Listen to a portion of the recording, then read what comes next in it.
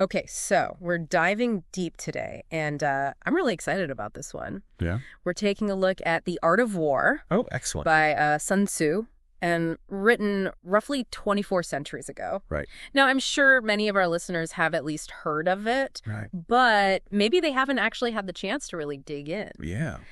So for those who aren't familiar, why don't you give us a little background on Sun Tzu and this legendary work? Sure. So Sun Tzu was a military general, strategist, and philosopher in ancient China. Okay. And we believe he lived during the second half of the Zhou dynasty, which places him somewhere around the 5th century BC. Got it.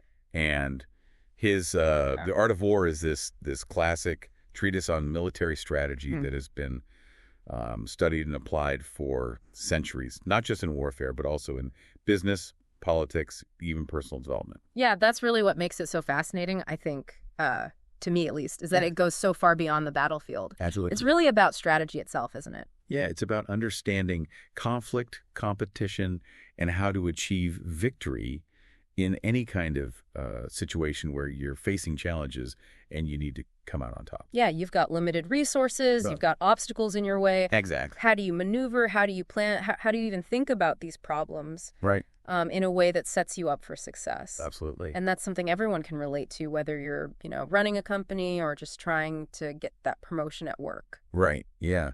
And the text really emphasizes this idea of being strategic in your thinking. Mm-hmm. It's not just about brute force or reacting to whatever comes your way. Right. It's about carefully assessing the situation, Yeah. planning your moves, and ultimately trying to outmaneuver your opponent. Okay, so let's unpack some of the key ideas here. Sure.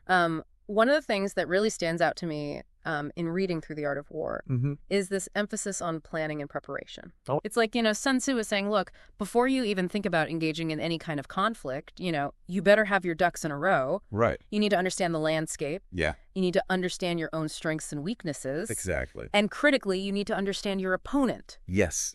In fact, he lays out these 5 constant factors that are crucial for predicting victory, and I think they're so relevant even today. Okay, let's hear them. All right, so the first one is the moral law, and this refers to the unity between the people and the ruler or the leader. So it's really about shared purpose, shared values. Okay, so in a modern context, this might be like the company culture. Exactly. A team that's aligned behind a common goal. Exactly. Having that shared vision, Mm-hmm. and then you have heaven, which encompasses timing and environmental conditions. So kind of like being aware of the external factors that are at play. Right, exactly. So, in a business sense, this could be market trends, economic conditions, things like that. The third factor is earth, which refers to the actual terrain. Right, like the physical battlefield. Right, but also in a broader sense, your competitive landscape. Mm-hmm. Your strengths and weaknesses versus your competitors. Got it.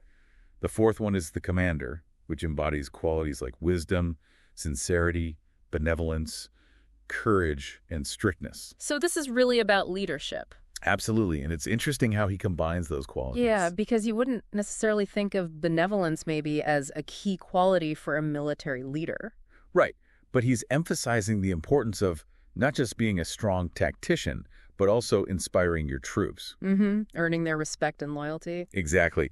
And finally, you have method and discipline, which covers organization, logistics, resource management. Okay, so the nuts and bolts of how you actually execute your plans. Precisely. So it's really interesting to see how Sun Tzu lays this out, because it really is a holistic approach to strategy. It is. It's not just about the fighting itself. It's about all these factors that go into preparing for that fight. Absolutely. And knowing yourself and your enemy. Right. So let's talk about that, because he also places a huge emphasis on intelligence, on knowing your opponent. Yes, absolutely. And there's that famous quote, if you know the enemy and know yourself, you need not fear the result of 100 battles. Right. And it goes on to say, if you know yourself but not the enemy, for every victory gained, you will also suffer a defeat.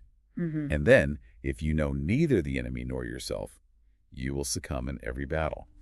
So really emphasizing that knowing your opponent, their strengths, their weaknesses, their strategies, is just as important, if not more so, than knowing your own. Exactly. Because if you don't understand your opponent, you're essentially fighting blind. You're making decisions based on assumptions rather than actual knowledge. Right. So how do you go about gaining that knowledge? What does Sun Tzu say about intelligence gathering? Well, he talks a lot about the use of spies, which in a modern context we might think of as, competitive intelligence, market research. Due diligence. Right.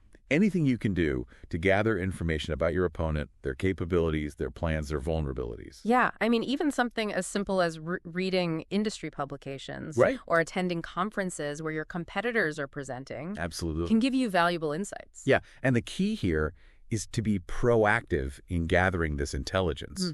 It's not something you do once and then forget about. Right. It's an ongoing process because the situation is always changing. Right. And your opponent is adapting, they're learning, they're evolving. Exactly.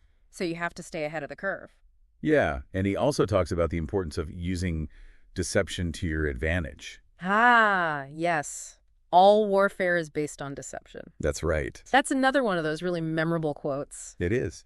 And it highlights how important it is to be able to manipulate your opponent's perceptions, to make them believe things that aren't true, or to conceal your true intentions. So give us some examples of how this might play out in a real-world scenario. Sure. So imagine you're a company that's launching a new product. Oh, okay. You might want to use deception to create a sense of hype or anticipation. You might leak some information about the product, but make it seem like it's more advanced or revolutionary than it actually is. Right, kind of like those Apple product launches where there's all this speculation and rumors. Exactly, and that can create a buzz around the product. It can make your competitors nervous. Right. And it can give you a head start in the market. Okay, so it's about shaping the narrative. Right. Controlling the flow of information. Yeah, and Sun Tzu talks about this idea of making it seem like you're near when you're far and far when you're near. So you might want to create the impression that you're about to launch a major offensive in one area. Right. While you're actually preparing to strike somewhere else completely. Okay, so keep them guessing, keep them off balance. Exactly, and the goal is to exploit their weaknesses. Right, so let's talk about that, because he spends quite a bit of time on this concept of attacking weakness. He does, and it's a key principle of his strategy. He says, attack him where he is unprepared. Appear where you are not expected. So it's about finding those gaps in their defenses and exploiting them ruthlessly. Exactly. And he also talks about the importance of concentrating your forces. So rather than spreading yourself thin, you want to focus your resources on a single point of attack.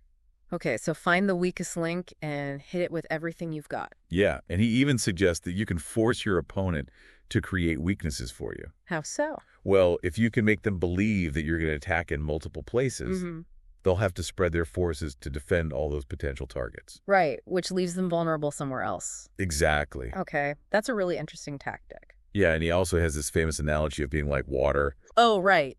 Be formless, shapeless, like water. That's right. And it's a really powerful metaphor for adaptability.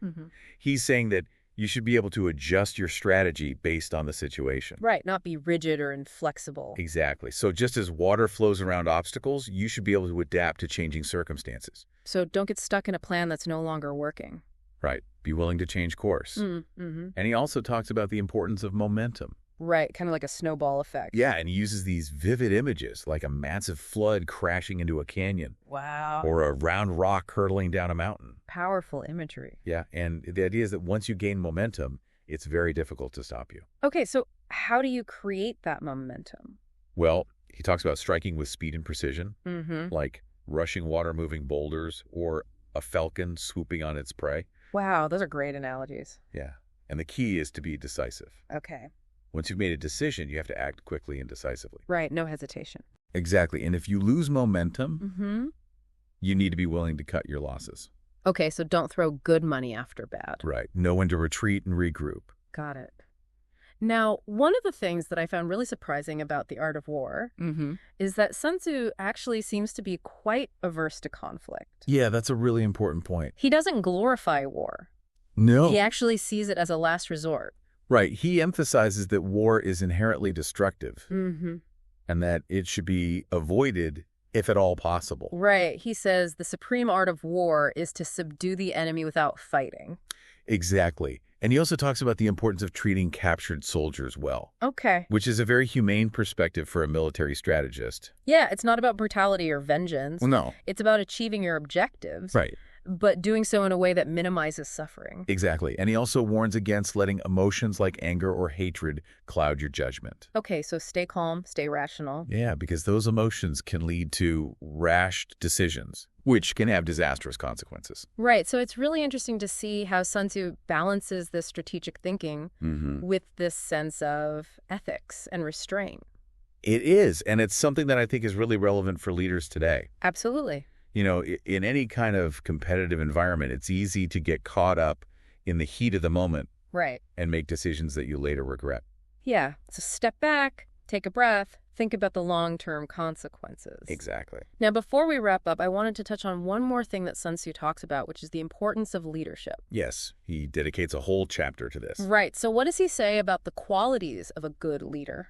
Well, he says that a good commander embodies wisdom, sincerity, benevolence, courage, and strictness. Okay, so it's kind of a mix of those harder and softer qualities. Right. It's about finding that balance. And he also talks about the 5 dangerous faults of the general. Okay, let's hear them. So the first one is recklessness, which leads to destruction. The second is cowardice, which leads to capture. Okay. The third is a hasty temper, which can be easily provoked. Right. The fourth is a delicacy of honor, which makes you overly sensitive to shame. And the fifth is over-solicitude for his men, which can lead to worry and hesitation. So it's really a cautionary tale for leaders, isn't it? It is. It's about being aware of your own weaknesses Mm-hmm. and making sure that you're not letting them sabotage your success. Right. And one of the things he emphasizes, I think, is this idea of delegating authority. Yes, he says, the movements of the armies must adapt to the situation on the spot. Nothing causes more trouble than trying to run them from behind the lines. So trust your team, empower them to make decisions. Exactly. And he also talks about the importance of treating your soldiers well, Okay. like beloved children. Wow, that's a strong image. It is, and it highlights how important it is to build trust and loyalty within your team. Yeah, because ultimately they're the ones who are going to be executing your plan. Right. So you need to make sure that they're motivated and committed to the cause. Exactly. So as we come to the end of our deep dive into the art of war, I'm curious to hear your final thoughts. What are some of the key takeaways that you think our listeners can apply to their own lives? Well, I think one of the biggest takeaways is that strategy is essential for success in any field, whether you're in business, politics, sports, or even just your personal life. Yeah. And it's not just about having a plan.